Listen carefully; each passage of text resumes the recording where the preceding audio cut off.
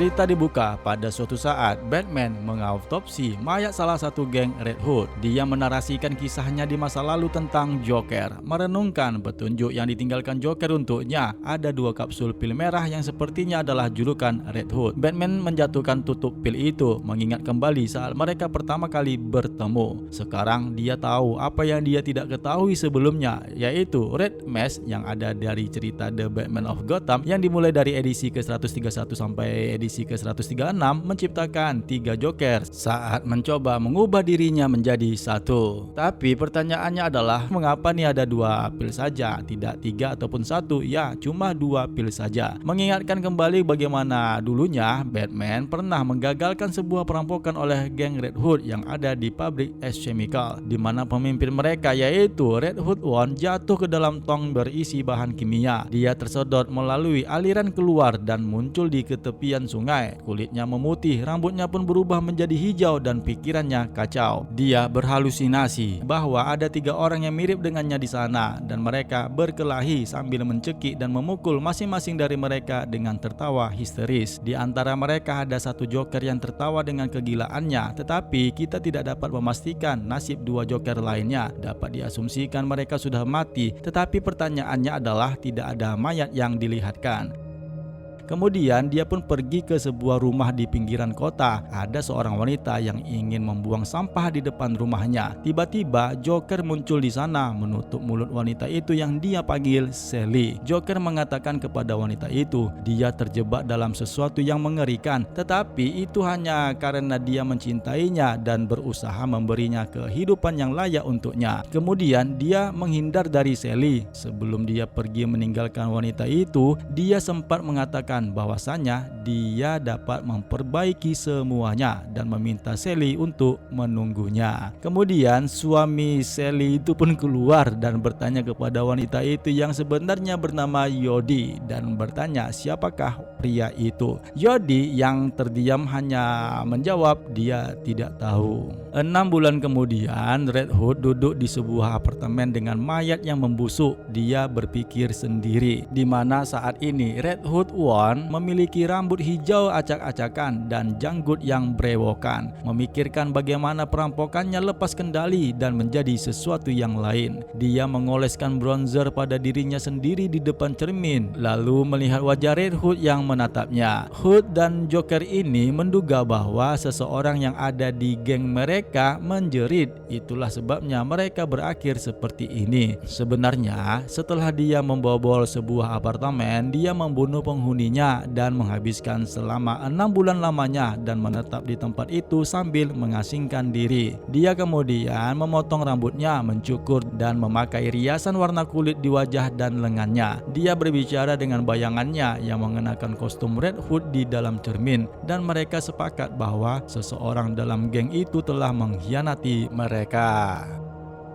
Di kantor pusat GCPD, detektif Jim Gordon melamun di meja kerja polisinya. Kemudian Harvey Bullock menyerahkan sebuah berkas kepadanya dan menyebutkan bahwa komisaris sementara yang menggantikan Loeb hingga komisaris baru terpilih, yaitu komisaris McCloud, ingin bertemu Jim Gordon. Di mana McCloud memberitahu Gordon bahwa tulisannya tentang serangan pabrik kimia es oleh geng Red Hood dalam Batman Zero Year adalah surat cinta untuk Batman, yang dimana isi laporannya itu memuji Batman karena menyelamatkan kota. Komisaris sementara itu menyuruhnya untuk menulis ulang. Ya, tentu saja Jim Gordon menolaknya, mengingatkannya bahwa Batman adalah seorang vigilante. Ketika keluar dari ruangan sang komisaris sementara itu, Jim Gordon berkelahi dengan seorang polisi korup bernama Manny Gabriel yang menuduh Gordon berbalik melawan polisi demi orang aneh, yaitu si Batman. Nah, adu mulut mereka hampir membuat berkelahi yang akhirnya dapat dileraikan oleh petugas yang lainnya termasuk Harvey Bullock. Atas keributan yang terjadi ini, komisaris McCloud memanggil Manny ke dalam ruangannya dan mengatakan kepadanya bahwa Jim Gordon adalah hama,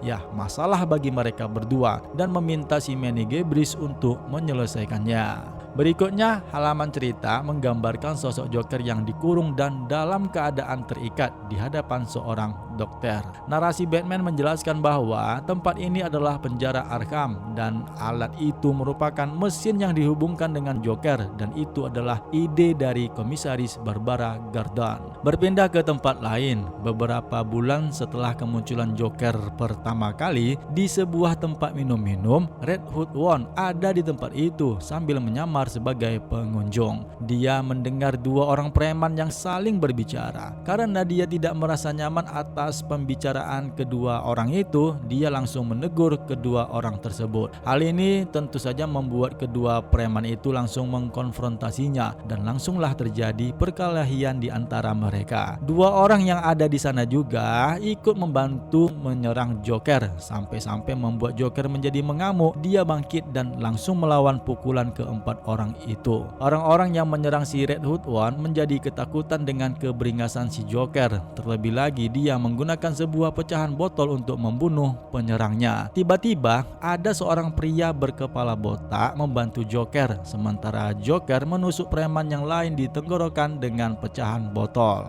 Dia mengenali pria itu yang ternyata adalah Brian alias Red Hood 22, mantan anggota gengnya, dan 22 mengatakan kepadanya bahwa mereka harus pergi sebelum polisi tiba. Setelah mereka pergi, bartender yang ada di bar itu menghubungi Red Hood 2, ya pemimpin dari geng tersebut, yang ternyata adalah Detektif Gebris. Nah, di saat bartender menghubungi Red Hood number 2 yaitu Manny Gebris, di sana ada Dr. Captio yang mendengarnya. Red Hood number 2 membuka lokernya dan mengeluarkan topeng Red Hood, memberitahu salah satu bawahannya bahwa mereka harus menunda pesta mereka sampai mereka membunuh bos lama mereka. Nah, di tempat lain, geng pengguna topeng hitam Black Hood merampok sebuah toko perhiasan dan melarikan diri. Salah satu dari mereka bernama Lenny ditegur oleh yang lainnya. Lenny memarahinya karena dia tidak boleh memanggil nama aslinya di saat mereka mencuri. Setelah pencurian berhasil, mereka melarikan diri dengan kendaraan. Namun ketika mereka mengebut di jalanan, Batman mengejar mereka sebelum polisi berhasil menangkap mereka. Batman menggagalkan perampokan bank yang dilakukan oleh Black Hood Gang, salah satu dari sekian banyak peniru yang muncul sejak hilangnya Red Hood One, yang akhirnya kepolisian GCPD menemukan anggota geng itu dengan keadaan yang terikat, dan ini tentu saja disebabkan oleh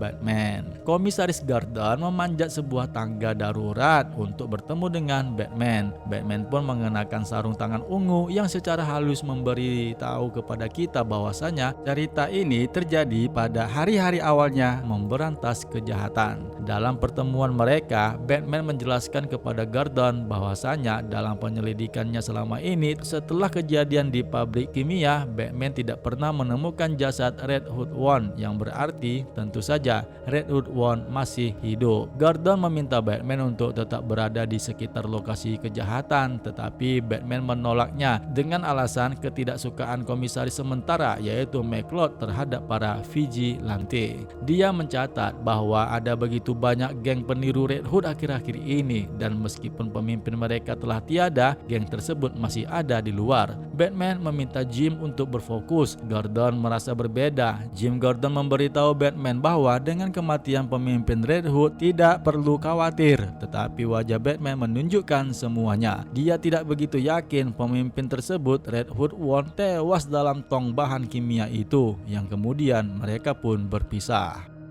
Sementara itu, Joker berjalan bersama asistennya, Brian. Ketika Brian alias si Red Hood number 22 masuk ke toko pizza untuk membeli sepotong pizza, Joker menunggu di luar. Dia melihat Batman bersenggayut di atas kepalanya. Melihat itu, Joker melarikan diri, berlari kembali ke sungai tempat dia dibuang setelah peristiwa pabrik Ash Chemicals. Sementara Brian menjadi kebingungan kenapa bosnya sudah tidak ada lagi. Ternyata Joker kembali ke tepi sungai dan melihat ke dalam dalam air di mana dia melihat pantulan dirinya yang dulu. Pantulannya itu memohon kepadanya untuk menghentikan kekacauan dan mengatakan bahwa dia takut dengan apa yang akan mereka lakukan, tetapi dia menenggelamkan pantulannya dan menyatakan bahwa dia adalah kekacauan. Captio pun melangkah ke punggung bukit di atas sungai dan mengatakan kepada Red Hood One bahwa kekacauan yang ditakuti bukanlah kekacauan sama sekali. Dia mengungkapkan bahwa dia telah mengikuti Red Hood selama berbulan-bulan dan mengatakan dia terkesan dengannya. Red Hood mencekiknya, tetapi Captio tidak takut dan mengatakan kepadanya dia dapat mengajarinya untuk tidak pernah merasa takut lagi dan menjadi kekuatan terhebat yang pernah ada di dunia. Red Hood pun melepaskannya dan bertanya mengapa dia bisa melakukan itu, dan Captio pun menjawab bahwa dia adalah orang terpintar di dunia dan pernah melatih Batman.